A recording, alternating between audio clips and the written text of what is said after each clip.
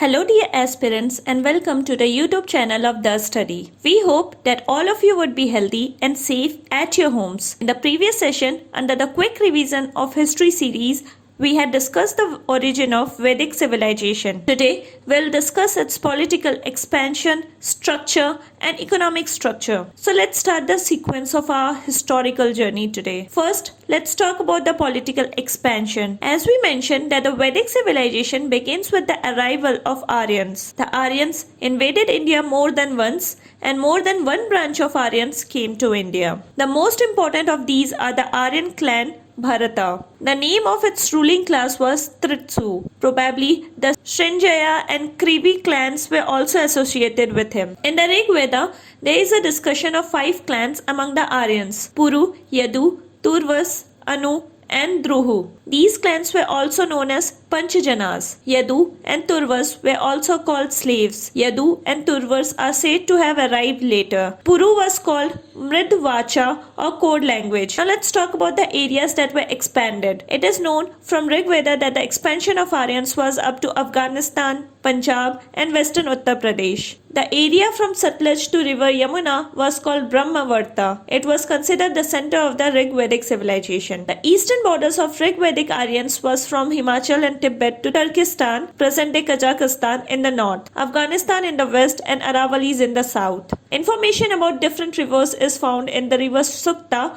described in the 10th mandala of Rig Veda. Here, 42 rivers have been talked about in the region of Aryans, while the names of 19 rivers have been mentioned. In this, the abode of Aryans has been described as the Saptasandhav region. The meaning of Saptasandhav Pradesh is the region of 7 rivers. These rivers are Indus, Saraswati, Shatudri or Satluj, Vipasa or Beas, Parushini or Ravi, Vitasta, Jhelum, and Askini, Chenab. The Doab region of Ganga and Yamuna and its border areas were also occupied by the Aryans, which was called Brahma Rishi Desh. Similarly, after capturing the area between the Himalayas and the Vindhyas, it was called Madhya Desh. Later on, the Aryans expanded in the whole of northern India, which was called Aryavarta. Let us now discuss the major river mentioned in Rig Veda. The Indus River or the Sushoma River of ancient period was the western boundary of the Saptasandha region. The Indus River is the most frequently mentioned in the Rig Veda. Therefore, it was considered as the most important river of the Rig Vedic period. The Indus River is called Hiranyani because of its economic importance.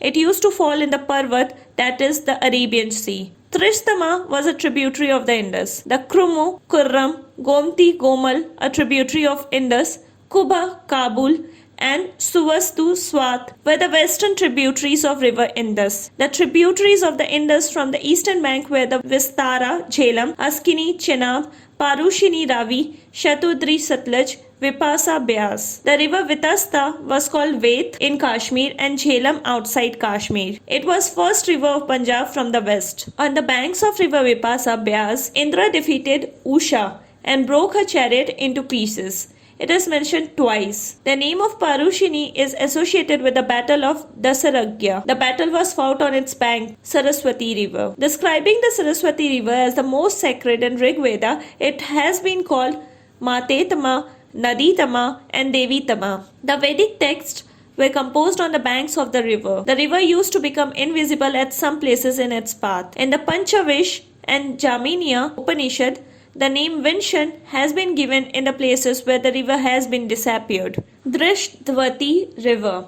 It was not a river of the Indus group. This was the eastern and southern bank of river Brahmavarta. Apaya used to flow between the Drishdvati and Saraswati rivers. The Ganga river has been discussed once in the Rig Veda, whereas the Yamuna river is mentioned thrice. Apart from the rivers, 4 groups are also mentioned in Rig Veda: Upper, Arabian Sea, Purva, Eastern, Saraswat, and Saryanavata. Along with this, the mountain has been mentioned at many places in the Rig Veda. Here the word Himvant has been used with reference to the Himalayan mountains, but the Aryans were not familiar with the Vindhyas or the Satpuras. Among other peaks of mountain, there is a mention of Mujvant, Shilamanta, Arjik, Shushom, etc. It is mentioned in the Rig Veda that Soma comes from the Mujwan mountain. This word was probably being used for the Hindu Kush mountain. Apart from this, the information of the desert were known to the Aryans in the Rig Veda period itself. The word Dhanva has been used for this. Let us now talk about the struggle of Aryans. The word Arya is not a caste but an expression of a linguistic group. There was a constant struggle to take possession of those new territories. This struggle was of two types: the struggle between different tribes of the Aryans themselves and the struggle between the Dasyus or slaves. There is a discussion of many tribes in Rig Veda: Bharata, Brahmavarta region, Matsya Bharatpur, Anu and Druhu, Punjab, Turvas, southeast, Yadu, western, Puru, Saraswati area are near the river. There was a struggle among these tribes to get more area and more prestige. The most famous Aryan clashes are described as the Battle of Dasaragya, which took place on the bank of Parushini river, which is also known as Ravi river. The reason for this was the support of Vishwamitra to Bharatajana or the clan. On the strength of this cooperation, he won the region of Vyasa and Shatudri, but soon Bharata accepted Vashishta as his guru. Therefore, in anger, Vishwamitra supported the opponent of Bharata. In the Dasaragya war, 5 Aryans and 5 non-Aryan clans were fighting together against the Bharata clan. The 5 Aryan tribes were Puru, Yadu, Turvas, Dhruhu and Anu.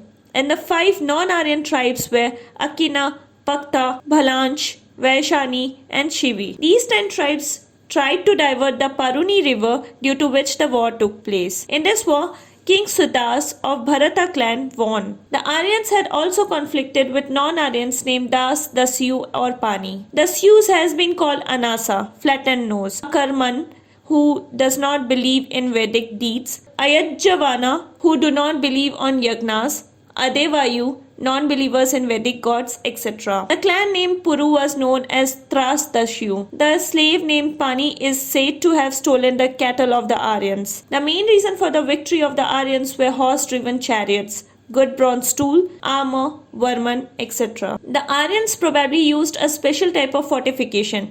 It was called Pur. Along with this, they also used bow and arrow. Let us now talk about the political administrative structure of the Rigvedic period. The Rigvedic society was based on the tribal system. In this period, the state was based on the people, not on the territory. On the basis of their blood ties, families, clans or households were organized. Its head was called Kulap or Kulpati. At this time, the Kul or Kutum was the smallest unit of administration. A village was formed from different clans. The head of the village was called Gramani. The word village is mentioned 13 times in the Rig Veda. Vish was formed by many villages.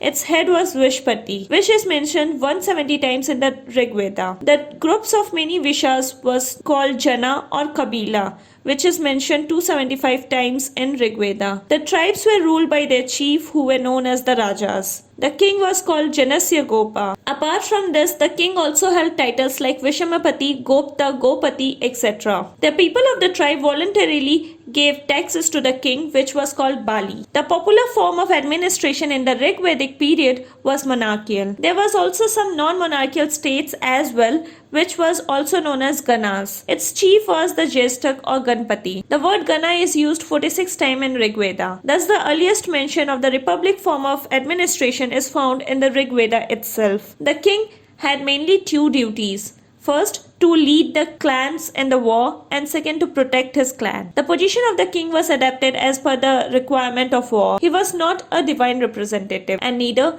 did he had any religious functions. During this period, Vish used to gather in the Samiti and chose the king, but the position of the king was hereditary. The election of the king was a mere formality, but it is an indicator that public opinion played a role in the decision of the successor. Few tribal organizations were in existence at this time, such as Sabha, Samiti, Vidatha and Gana. According to Atharva Veda, Sabha and Samiti were the 2 daughters of Prajapati. The Sabha and Samiti were the bodies which gave advice to the king.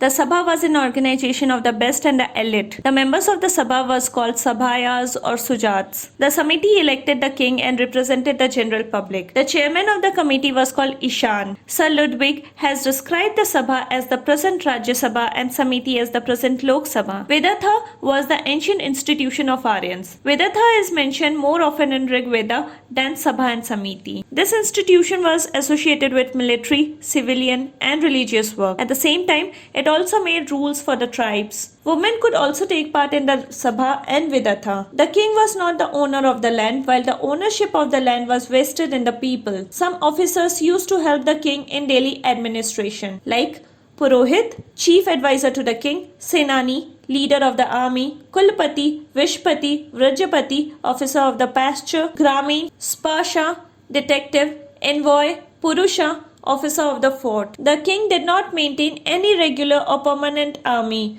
but at the time of war, he organized an army of his relatives. Various groups named Vrat, Gana, Gram and Sarda used to fight. There is no clear information about law and justice system in the Rigvedic period. The task of dispensing justice was probably done by the king with the help of priests. The main crimes were theft, burglary, dacoity, and animal abduction during this period. In addition, this period was ruled by a tribal style in which the military elements prevailed. Civil or territorial government was not getting settled as people were constantly migrating from one place to another. That's all in today's session. In the next session, we'll discuss the Vedic economy, society, and religion. Till then, stay tuned with us and don't forget to like, share, and subscribe our channel for more updates. Thank you.